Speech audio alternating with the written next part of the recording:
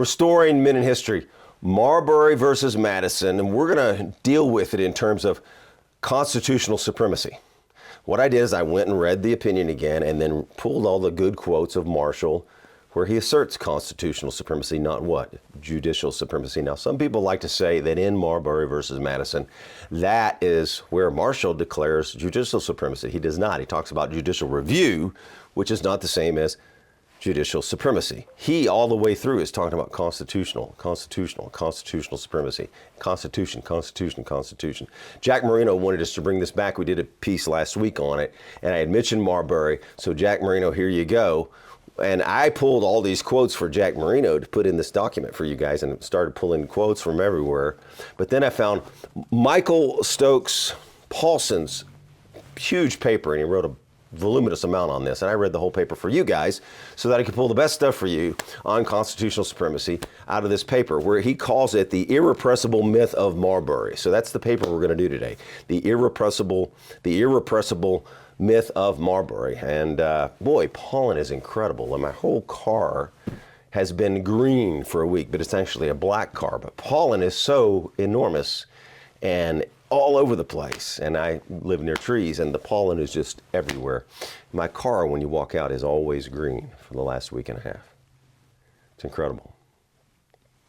So, anyway, the myth of Marbury and the irrepressible myth of Marbury, and I'm going to give you a lot from Paulson. We'll go through his paper, and I don't know if we'll get through much of else. We're just going to focus on constitutional supremacy, and then Jack, maybe we'll come back and do the whole entire case and what happened from Secretary of State on, and that's interesting as well, because the Secretary of State that didn't deliver it was Chief Justice Marshall. So that's fascinating, but we can't get aside here.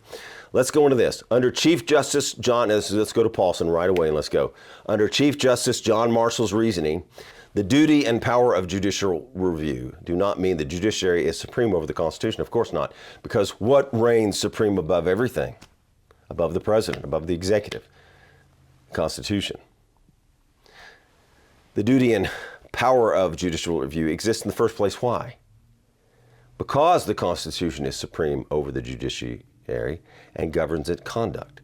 As Marshall wrote in Marbury, quote, the framers of the Constitution contemplated that instrument as a rule for the government of courts as well as of the legislature.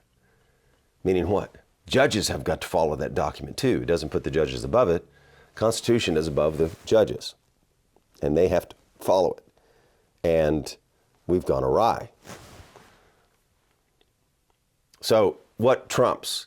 President, some ruling a judge made, or the Constitution? The Constitution. So if you have a disagreement between president, which judges and law schools love because they study case law, or the Constitution wins on that as well. So president, stare decisis, does not defeat the Constitution. The Constitution conquers all. Whoa, pollen. It's the pollen. All right. Paulson writes this. Marbury, Jack, here you go, stands for constitutional supremacy, number 1. Number 2, judicial independence. Number 3, interpretive coordinacy. Number 4, the personal responsibility of all who swear an oath to support the Constitution. And I will add, all of us Americans need to support the Constitution and defend it lawfully and peacefully and talk about it and call it out. When the court makes an errant decision, we need to call that out. We need to talk to our state legislators, because who also has power to stand up for you, the people in the Constitution, the states. And the states have to do a much better job of standing up now. It's up to the states, right? Because it would be difficult for the federal government to give back power, wouldn't it? Unless the states say, hey man, you're not following the Constitution. Let's go back to the Constitution. All right. Support the Constitution, be guided by their best understanding, and not pliantly to accede to violations of the Constitution by other governmental actors, right? Nobody is supposed to just go along with unconstitutional acts, unconstitutional laws, just because some government actor says it's so. All right, and after that, he'll talk about constitutional supremacy, interpretive coordinacy, personal interpretive responsibility, and he will talk about the parallel duties of truly independent constitutional interpretation. All right. So interpretation not controlled by Supreme Court decisions, right? by the legislative and executive branches of the national government, by all judges, irrespective of stare decisis, by juries, and even by agencies of government. In short, and remember this is Paulson speaking, he says, if Marbury's reasoning is right, nearly all of our constitutional practice today is wrong. Pretty strong words from Paulson. Now, he has another piece, which I read preparing for this, which we're not going to get into, about the wrong things of Marbury and Madison. But we're not doing that, Jack, today, but maybe we'll come back. Paulson states, Marshall begins, and I like this opening because I had read and pulled this as well, this comment from Marshall. Marshall begins his argument with the first principle of the American Revolution. What is that? That the people have an original right to establish for their future government such principles as, in their opinion, shall most conduce to their own happiness. Now, remember, life, liberty, and the pursuit of happiness, right? That's been in us for a long time, going on which the whole American fabric has been erected, right? Declaration of Independence on. The exercise of this original right is a very great exertion, nor can it, nor ought it to be frequently repeated. The principles, therefore, so established are deemed what? Fundamental. And as the authority from which they proceed is supreme and can seldom act, they are designed to be what? Permanent. Marshall continues. This is John Marshall, the Chief Justice, writing from Marbury versus Madison. We can go in and do a biography on him sometime. The original and supreme will, that is of the people, organizes the government, right? We, the people, organize the government. The states ratify this government. The government and assigns to different departments their respective powers. So the states gave a little bit of power to the federal government. It may either stop here or establish certain limits not to be transcended by those departments. The government of the United States is the latter one, right? We gave limits. Remember Federalist 45? We won't go into it again. I've said it many times. The powers of the legislature are, well, he says it, defined and limited. So this is Marshall, who uses, he's pulled this directly from 45, I'm sure. Powers of the legislature are defined and limited, and that those limits may not be mistaken, or he could have pulled it from many things, was we said it over and over and repeated it. Powers of the federal government are few and limited. States are numerous and indefinite. And that has been forgotten. That those limits may not be mistaken or forgotten. The Constitution is what? Written. So we don't forget it. We wrote it down on a piece of paper. It's called the U.S. Constitution. And it needs to be sent to everybody in Congress because they've been breaking it, right, and going way past their enumerated powers. And the Supreme Court's gone past, and the presidency in time has gone past. So we need to be sending this Constitution out and maybe have public readings or something because people are not following it. To what purpose are powers limited? That's a good question, right? To what purposes are powers limited? And to what purpose is that limitation committed to writing? If these limits may at any time be passed by those intended to be restrained.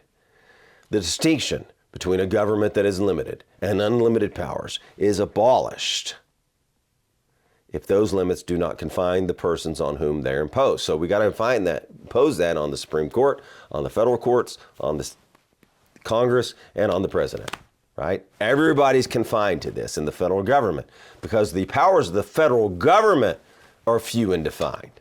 That's all three branches. They're all few and defined.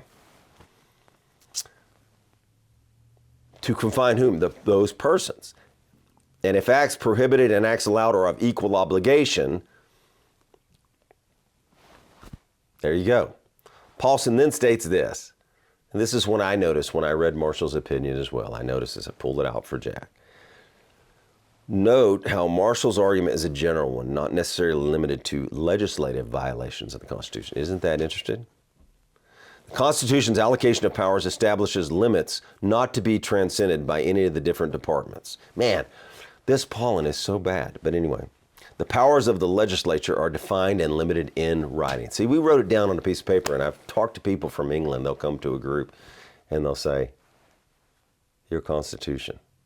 Your Constitution. I wish we had it in writing. But the same is, of course, true of the executive and the judiciary. Those limitations are binding. So who does it bind? It binds the executive and the judiciary. So the judiciary cannot go outside of their power. So they're not superior, they're not supreme. In fact, in Hamilton, it said in 78, the judicial branch is what? The weakest. They can't endanger the liberty, Hamilton said in Federalist 78. And we'll come back and do that.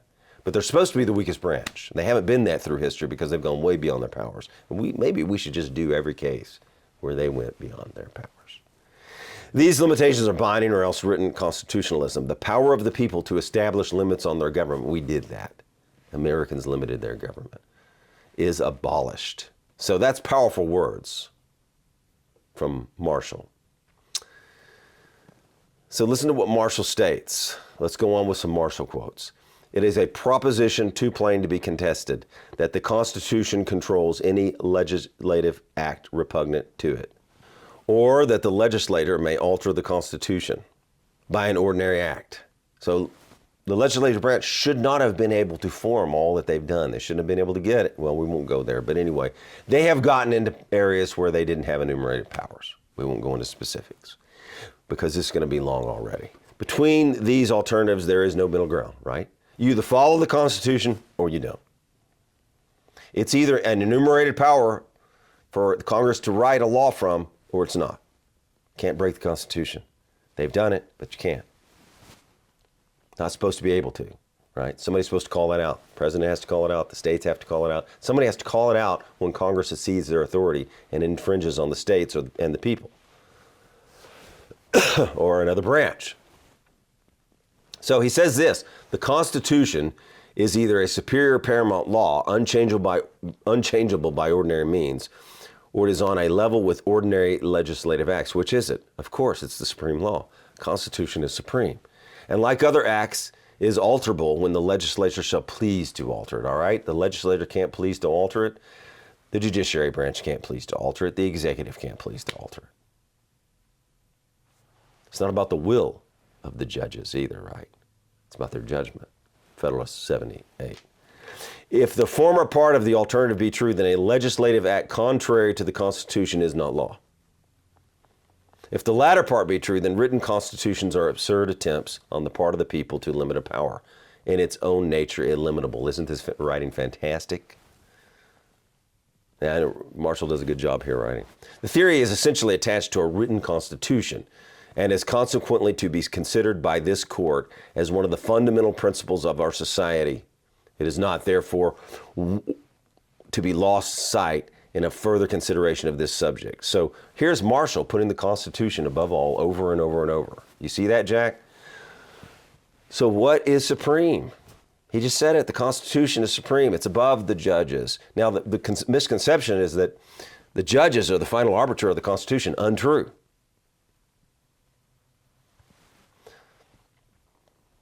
So what should control every branch of the government? The Constitution. It controls the executive branch, it controls the legislative branch, and it definitely controls the judiciary. So let's go on. Either the Constitution controls the actions or what? The fundamental principle of constitutional supremacy, however, and he talks about this is Paulson, is he says it's lost sight of in almost further consideration of the subject of judicial review. So he's saying they mix up judicial review and judicial supremacy, but they're separated. Judicial review, where all the branches have to be interpretive, versus judicial supremacy. And it's just judicial review, not judicial supremacy. And nowhere in the Constitution is judicial supremacy. But he goes on to talk about judicial review by academics, judges, and lawyers. They go to law school to learn precedents, right? Precedents. So they're going to favor that, and stare decisis.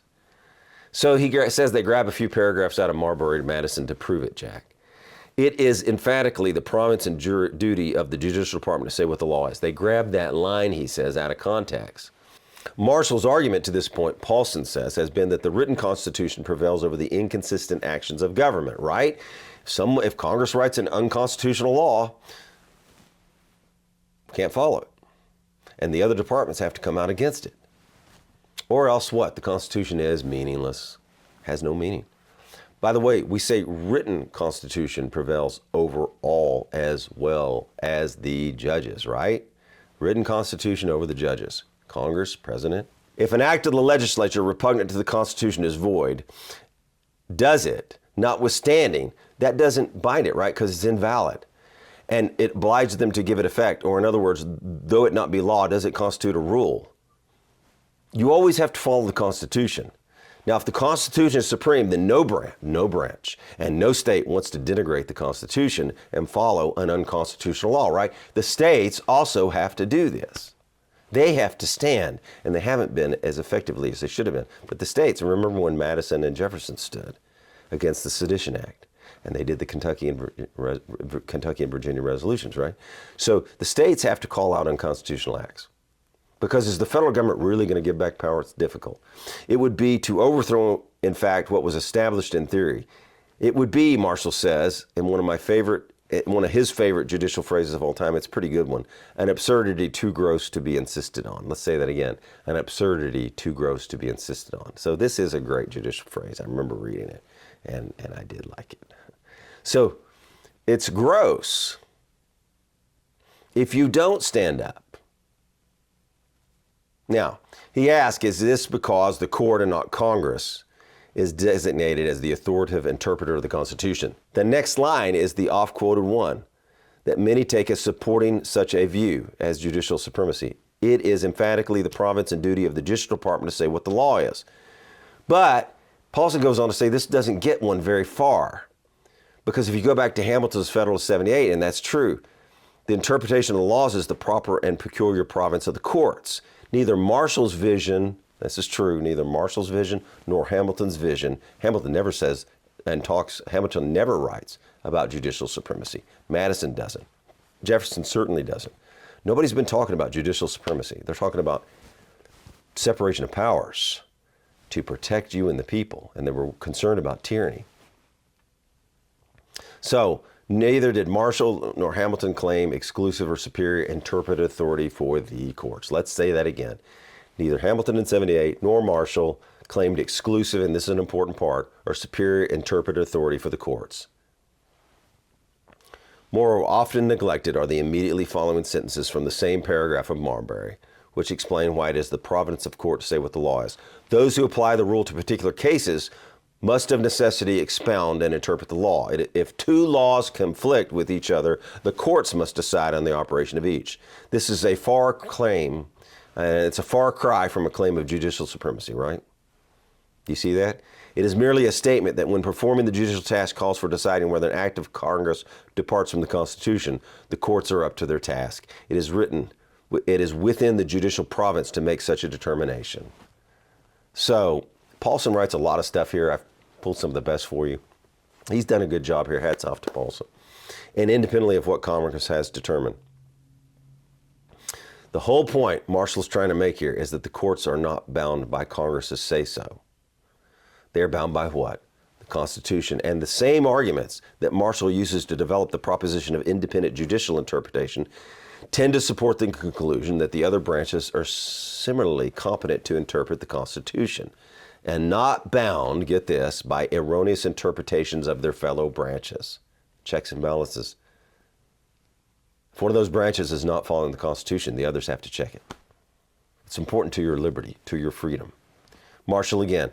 Those who then controvert the principle that the Constitution is to be considered in court as a paramount law are reduced to the necessity of maintaining that courts must close their eyes on the Constitution and only see the law. Of course, that's not going to happen, right? Shouldn't be happening. Shouldn't close your eye to precedent or law or a judge's ruling over the Constitution. Judges are what? Human. They're going to make mistakes. This doctrine would subvert the very foundation of all written constitutions. It would declare that an act which, according to the principles and theory of our government, is entirely void is yet in practice completely obligatory. We wouldn't want that, would we? We wouldn't want to follow unconstitutional laws. It would declare that if the legislature shall do what is expressly forbidden, such act notwithstanding, the express prohibition is in reality effectual. Well, we wouldn't want that, would we? It would be giving the legislature a practical and real omnipotence with the same breath which professes to restrict their powers within narrow limits. And they're defined, they're limited. It is prescribing limits and declaring that those limits may be passed at pleasure, and we don't want that. We don't want whims arbitrary. We want to follow the Constitution. Now, this is a great line. What does he call the greatest improvement on political institutions? This is Marshall. Here's the line. Reduces to nothing what we have deemed the greatest improvement on political institutions, Marshall. That's fantastic, isn't it? amazing and powerful. What's supreme? That says it more than anything. Constitutional supremacy, not judicial supremacy.